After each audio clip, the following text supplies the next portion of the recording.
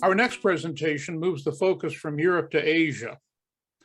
I am pleased to introduce, from Marine Base Quantico, Captain Trevor Shimulunas, United States Marine Corps. Thanks very much, Bruce. Can everybody hear me? Yes. Thank you very much for the introduction. My name is Captain Shimulunas. I'm currently a student at Expeditionary Warfare School stationed in Quantico, Virginia. And LeRoy Shimulunas was a glider pilot in World War II. He was my great uncle. Thank you to everybody who's been presenting. It's been great listening in. This is my first year being able to view a glider pilot reunion, and I'm learning a lot of things that I didn't know before, which is always a good step. Give me just 1 second here to start my screen share.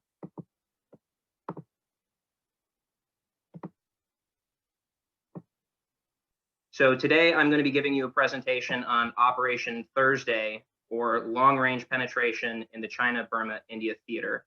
Now, a very little known aspect of World War II was the glider operations in Burma, specifically China, Burma, and India, because they were being used in ways that they hadn't been used before. And some of those I'm going to be getting into here in just 1 second. This is my ancestor, LeRoy Shimulunas. My great uncle's story was always something of an ambiguity to my family and I growing up. If the global pandemic had one positive outcome, it's that it gave me the time that I needed to get deep into the research of my family history. After contacting the Leon B. Spencer research team, I was provided many details that sparked my interest in the China-Burma-India Theater. So here we've got Flight Officer Shimulunas. He did graduate from the South Plains Army Airfield, and he was ultimately assigned to the 1st Air Commando Group, whose primary area of operations was in the China-Burma-India Theater. Before he was a flight officer, though, my city knew him as a student leader. He had good grades, he had a great personality, and he was a team-leading basketball star. He ended up cinching the 1941 Wisconsin State basketball tournament for his hometown, Two Rivers, Wisconsin, in our city's first appearance in the state championship. At the conclusion of his high school career, he volunteered to enlist at a time when many people were being drafted. He enlisted 10 days out of high school, and I'm imagining what I was feeling like 10 days out of high school, and I certainly don't think I was ready to see combat.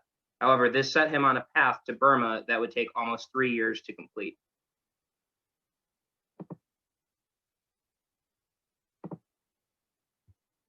He had a high school quote, which is sometimes rare for going so far back to see actual quotes from our glider pilots, but he was engaged before he saw action in Burma.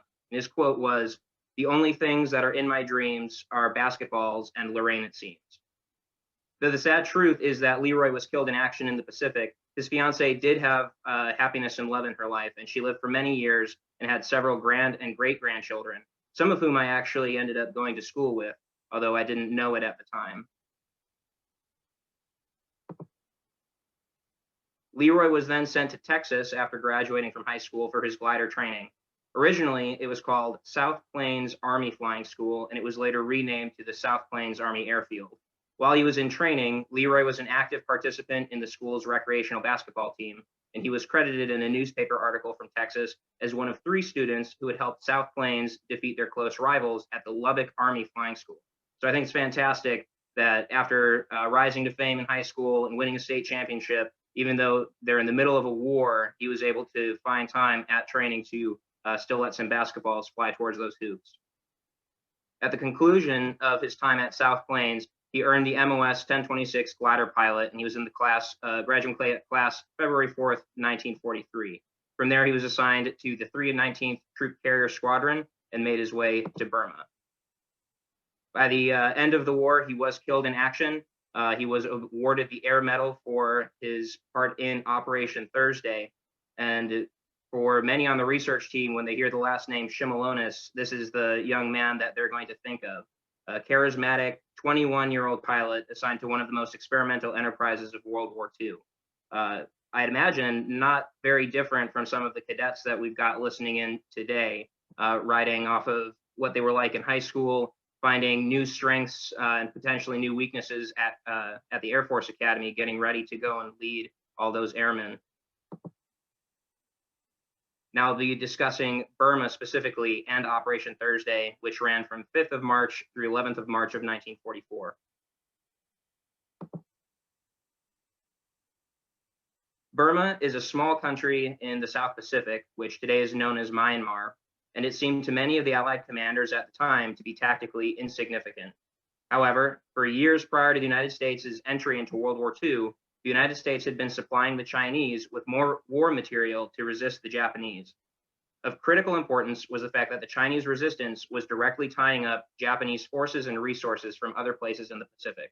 Without focusing on subduing China, the Empire of Japan would have been free to redistribute those forces to other fronts. Enter Burma. While under British control, Burma hosted one of two ground lines of supply into China. One was known as the Burma Road. This supply route ran from Laishou, British Burma, to Kunming, China. Originally controlled by the British, Burma was invaded by Japan under the pretense of liberation. The Japanese closed the Burma Road and with it severed the most critical supply line into China. As these supplies dried up, so too withered the Chinese will to fight. The war could be seen on a turning point in the theater if supply lines were not reopened, and so the Allies came up with a plan. To hell with the paperwork, go out and fight. This is a famous quote from General Arnold, the commanding general of the United States Army Air Forces, to Colonels Cochrane and Allison on the ordering of the 1st Air Commando Group. To support General Wingate in his fight to reopen Burma, General Arnold committed significant resources from the United States Army Air Forces to accomplish this mission, providing two of the most capable colonels he had to offer. Cochrane and Allison together began pulling assets from across the force to bring the 1st Air Commando Group to fruition. Comprising bombers, fighters, maintainers, transports, and gliders, the 1st Air Commandos were being task organized as a self-sufficient force capable of putting the British where they needed to be. No military supply depot was safe from the acquisitions efforts of the 1st Air Commando Group. General Arnold, backed by the Army Commanding General, General Marshall, had given them essentially a blank check to pull the people and resources that they needed. This was not always kindly received, but the other theater commanders had to respect it. A popular story is that Colonel Allison, in going to get requisitions from various supply depots throughout the theater, had two letters in his pocket. One was from General Arnold, and the other was from General Marshall. And both of them said that whatever base he was at had to give him the equipment that he was asking for. And being here at Quantico Marine Corps Base, I can only imagine what would happen if I showed up at Fort Belvoir and started demanding some of their Jeeps and trucks. Probably wouldn't be looked upon too kindly. I'll call your attention to the lower right-hand corner of the slide that I've got here. There's a question mark insignia there. That is the insignia of the 1st Air Commando Group. The second one in the middle is the glider section insignia for the 1st Air Commando Group, and all the way on the left is the CBI theater insignia. The popular story behind the trademark question mark insignia is that the group had undergone so many names that the pilots weren't sure who they were. They had originally been known as Project 9, then the 5,318th Provisional Air Unit, until they finally settled on the 1st Air Commando Group. More likely, however, the fact is that the group developed the ability to snatch a glider from the ground, and this equipment was very highly classified, and so the glider pilots couldn't speak about it, and ultimately the commandos got the question mark insignia to wave off any unnecessary questions when they landed at new airfields. Here we've got an example of how a glider snatch would work. C-47 would be flying by, the glider on the ground. Suspended from the glider's nose would be a tow rope, and the tow rope would be hung between two poles. And as the C-47 made a low pass, it had a tail hook, and the tail hook would grab onto the tow rope and yank the glider up into the sky. This was a very critical development for technology at the time, because imagine that you're a young man or woman wounded in the dense Burmese jungle. You know, going into it, that if you're taken as a casualty, it would take about 2 months to evacuate you via ground. With the implementation of the glider snatch technology, they were able to make these casualty evacuations in 2 hours instead of 2 months.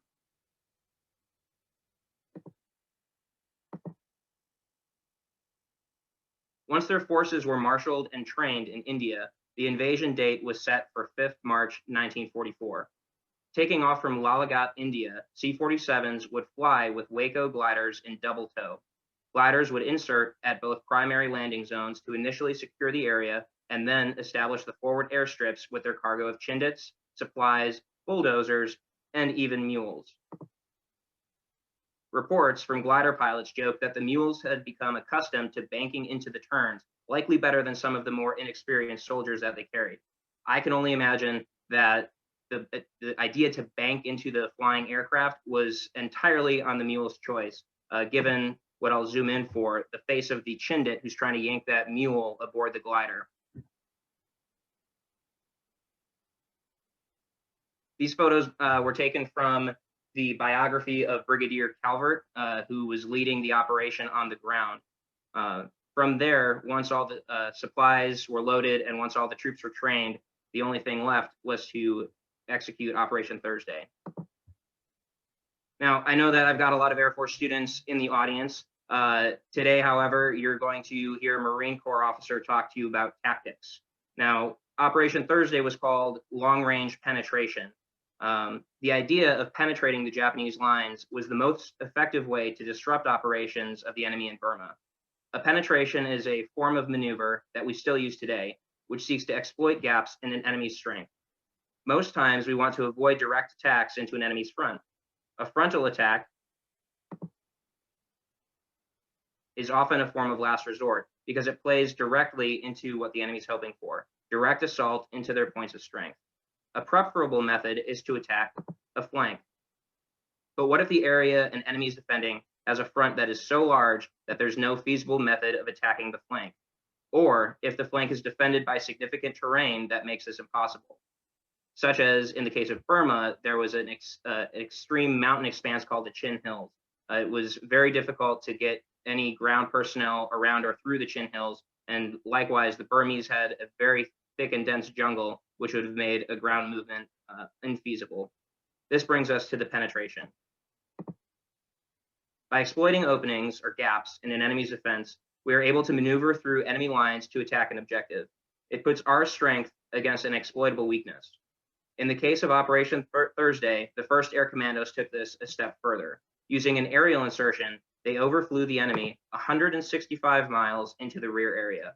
Ground penetrations are often logistically more simple. However, in the case of Burma, where the terrain, weather, and disease are harsh, the Japanese wouldn't have been the only thing that our forces would have been fighting. This is why an aerial insertion was the most feasible. If you'll turn your attention to the slide, you'll see the 3 LZs highlighted in yellow there. We've got Broadway, Piccadilly, and Chaoringhi. Chaoringhi was the alternate landing zone, with Broadway and Piccadilly being the primary. The original plan called for 2 waves of gliders to fly into both Broadway and Chaoringhi. Correction, Broadway and Piccadilly. However, on the eve of the invasion, a covert photo reconnaissance flight alerted the commanders that LZ Piccadilly was blocked by fallen tree trunks. Originally, it was thought that the Japanese had gotten wind of the invasion, but later intelligence revealed that the tree trunks were just there from regular Burmese loggers, and it wasn't anything malicious. The decision was almost made to scrap the mission, however, but Brigadier Calvert and General Wingate decided that the entire 77th Brigade would go entirely into LZ Broadway. The reason that they decided to go ahead and incur additional risk by putting all of their forces into a single LZ was because they only had about 5 or 6 days left of strong moonlight under which to develop the airstrip. Now, if they had waited any longer, they had intelligence reports that the Japanese were planning an offensive of their own into China. And both General Wingate and Brigadier Calvert decided that if they didn't go on March 5th, they wouldn't end up going at all. The first gliders touched down in Broadway, and their troops quickly determined that the landing would be unopposed by the Japanese. Disaster, however, was ready to strike. In addition to losing almost half of the gliders from broken tow ropes, mislaid courses, or failure to make it over the mountains, the gliders that did arrive at Broadway cluttered the makeshift airstrip. At least 50 men were wounded and killed in the confusion that ensued. Calvert sent the transmission Soil Link back to headquarters from Broadway prior to the departure of the second wave. This code word was named for a hated meat substitute that the soldiers would sometimes find in their rations, and it was used to tell General Wingate to wait to hold off on the second wave. 3 different accounts list 3 different numbers for how many gliders actually arrived successfully at Broadway and how many were missing and returned to Lalagat. This can be attributed to the extreme conditions on the ground, but all 3 accounts agree that only about 50% of the gliders landed successfully at Broadway during the first wave.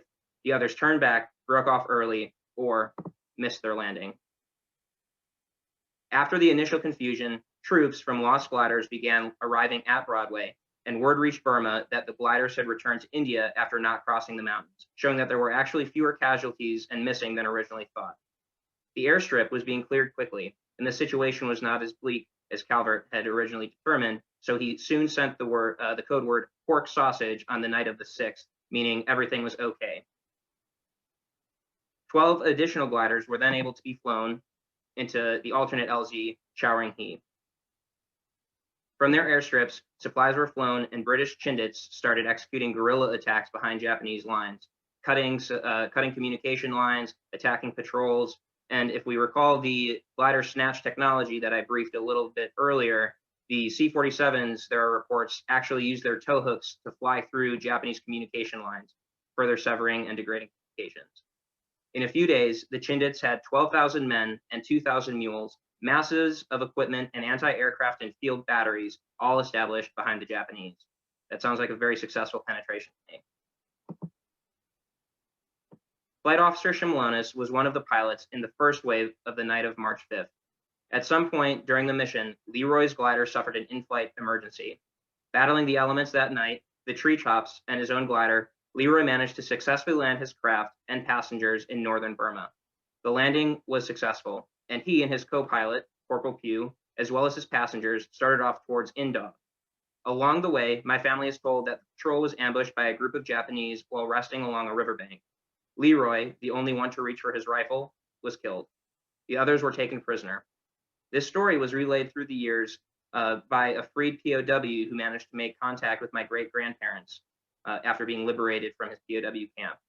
For his part in the mission, LeRoy was awarded the Air Medal. An unexpected value to these men going off course and landing at various points throughout the jungle is that it caused a lot of confusion amongst the Japanese because they had been trying to determine why there was a massing of troops and equipment in India, but they didn't know where our LZs were. So the night of the 5th, when there were gliders falling off course, crash landing, and executing guerrilla warfare, they actually confused the Japanese enough so that LZ Broadway was able to be established and unattacked for quite a while.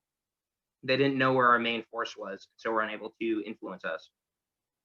Evidence I'll discuss shortly suggests that LeRoy's patrol was operating on its own in the jungle alone for close to 2 weeks before being ambushed. Brigadier Calvert says that there were 66 officers and men missing from the first wave of Operation Thursday, who did not return. Some of these men were taken prisoner, and one of them, Shimulunas' co-pilot, Corporal Fred Pugh, was interred in Rangoon jail after his patrol was captured. The Japanese guards were particularly cruel to air crew and pilots.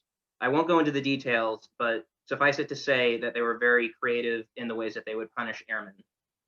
Pugh spent more than a year in captivity before being liberated in April of 1945.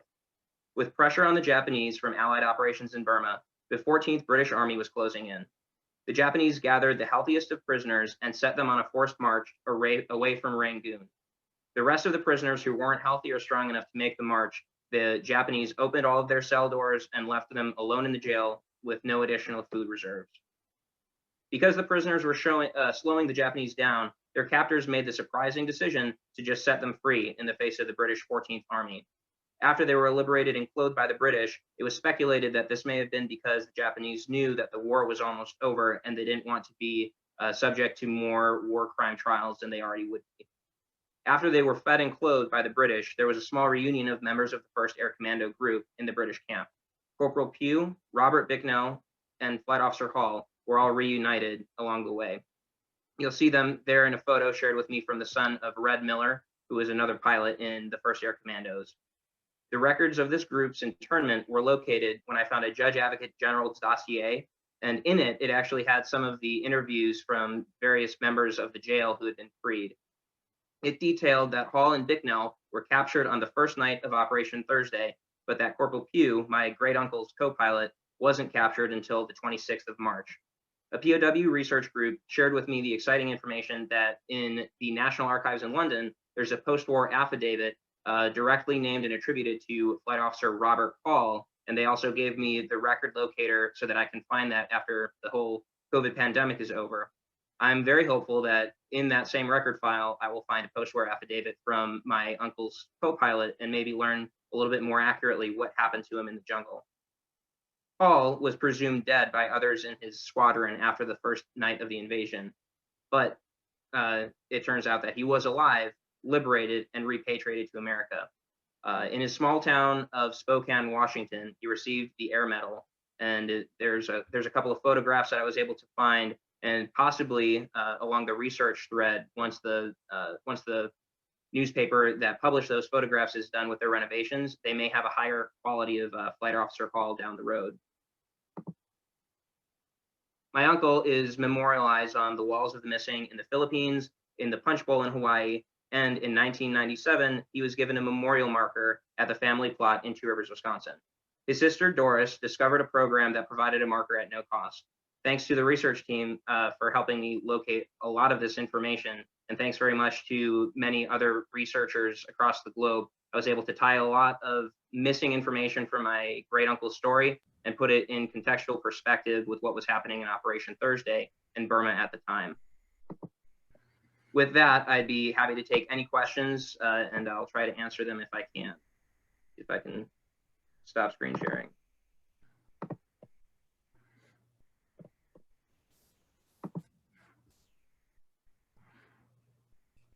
Trevor, this is Gary. I just was curious how the family has responded to your research.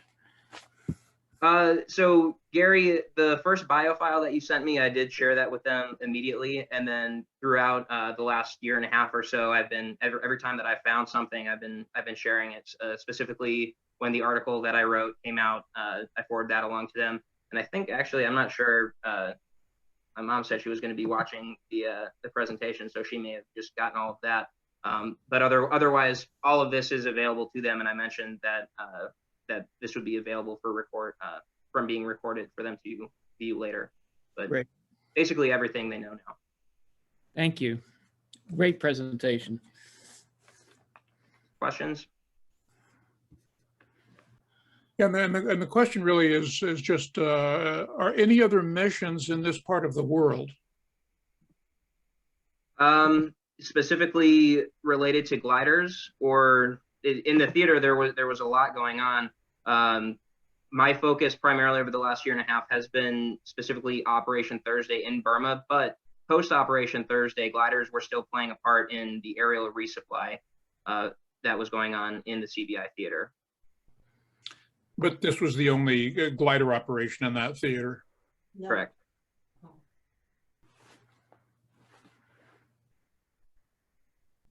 Well, thank you very much for your time, and to the World War II veterans that are listening in, it's been an honor getting to know some of your stories and get more involved with the history of the glider program, and also to the students at the United States Air Force Academy. I'm working with several captains in the Air Force right now at school here. So if you ever feel as though you want to take a different perspective on your professional military education after you commission, there is an option for you to attend various other PMEs from the Army, the Navy, and the Marine Corps. So keep that in mind down the track in your careers, and I wish you luck.